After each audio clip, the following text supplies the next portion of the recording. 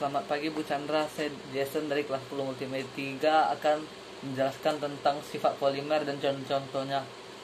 Yaitu satu, sifat termal. Polimer ini sebagai isolator yang mempunyai sifat termal yang baik walaupun polimer bukanlah konduktor. 2. Sifat kelunturan. Karena sifat luntur ini polimer mudah diolah menjadi produk yang diinginkan. 3. Sifat ketahanan terhadap mikroorganisme. Sifat ketahanan terhadap mikroorganisme ini biasa dipunyai oleh polimer sintetis, sedangkan polimer alam tidak bisa tahan kepada mikroorganisme. Sifat lainnya itu ringan, tahan korosi dan kerusakan pada lingkungan yang agresif, dan dimensi stabil karena memiliki berat molekul besar dan lainnya. Polimer yang mempunyai ikatan yang silang akan bersifat termosetting, sedangkan polimer yang tidak mempunyai ikatan saat silang akan bersifat termoplastik. Termosetting merupakan jenis polimer yang tetap keras dan tidak dapat bisa dilunakkan ketika dikenai panas. Termoplastik merupakan jenis-jenis polimer yang dapat melunakkan ketika dikenai panas dan mengeras kembali setelah didinginkan. Penggolongan polimer berdasarkan asalnya. Polimer alam adalah polimer yang terdapat di alam dan berasal dari makhluk hidup. Contoh polimer yang dapat dilihat adalah yang saya bawa ini, yaitu kapas. Kapas itu terbuat dari wol atau sutra. Yang kedua itu ada sayur pare, itu dari selulosa yang ada terdapat di alam. Sifat-sifat polimer alam kurang menguntungkan. Contohnya karet dalam keadaan alam kadang-kadang cepat rusak, tidak elastis dan berombak. Hal tersebut dapat terjadi karena karet alam tidak terdapat minyak bensin atau minyak tanah serta lama terbuka di udara. Contoh lain itu sebagai ini, sutra atau wol. Ini disebut kapas. Kapas itu cepat rusak, mempunyai sifat hidrofilik, sukar dileburkan dan sukar dicetakkan, sehingga sangat ukur mengembangkan fungsi polimer alam untuk tujuan-tujuan yang lebih luas dalam kehidupan masyarakat sehari-hari. Polimer sintetis atau polimer buatan adalah polimer yang tidak terdapat di alam dan harus dibuat oleh manusia.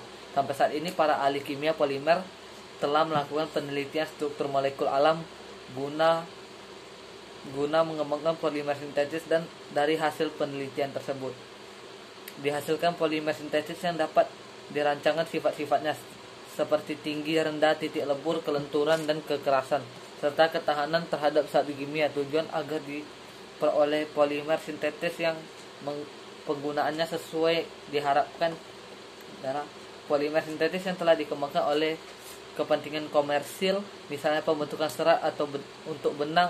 Lainnya produksi ban yang elastis terhadap jalan raya. Ahli kimia ini sudah berhasil mengembangkan beratus-ratus polimer. Contohnya di sini saya ada kain plastik, yaitu polietena. Kain plastik ini merupakan polimer buatan manusia, bukan polimer dari alam asli, atau disebut polimer sintetis. Yang kedua, saya mempunyai kabel casan laptop. Ini juga sama polimer sintetis yang ada di polietena. Dan dengan polimer berdasarkan proses pembentukannya itu memiliki ada tiga tahap, yaitu polimer adisi. Seperti yang telah kita ketahui bahwa adisi adalah reaksi pemecahan ikatan rangkap menjadi ikatan tunggal. Kedua itu polimer kondensasi, merupakan reaksi pergabungan gugus fungsi antara kedua nomener. Artinya polimeriasi. Kondensasi adalah reaksi pembentukan polimer dari monomer yang mempunyai dua gugus fungsi.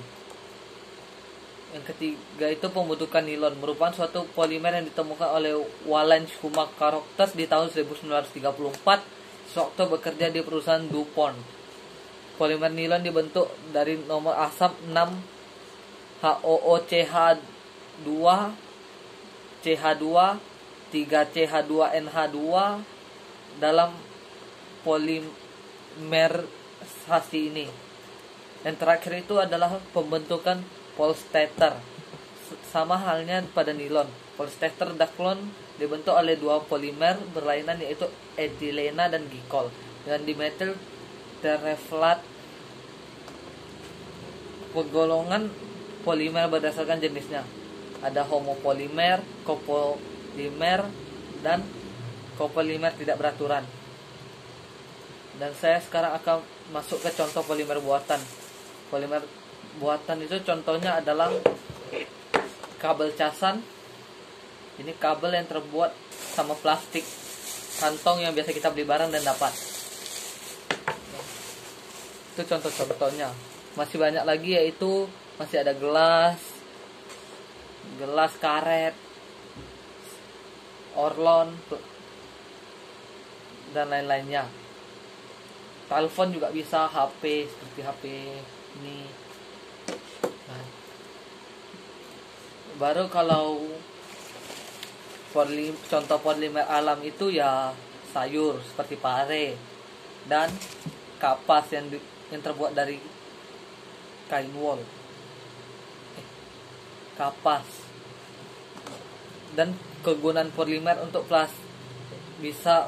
plastik itu bisa menyimpan barang yang kita beli. Kalau kabel itu untuk bisa menyalurkan listrik dan mengecas komputer atau laptop atau HP kita. Kalau untuk kapas itu bisa menggunakan untuk membersih muka. Kalau sayur ini bisa bikin kita sehat dan kenyang. Demikian dari saya. Terima kasih Bucan.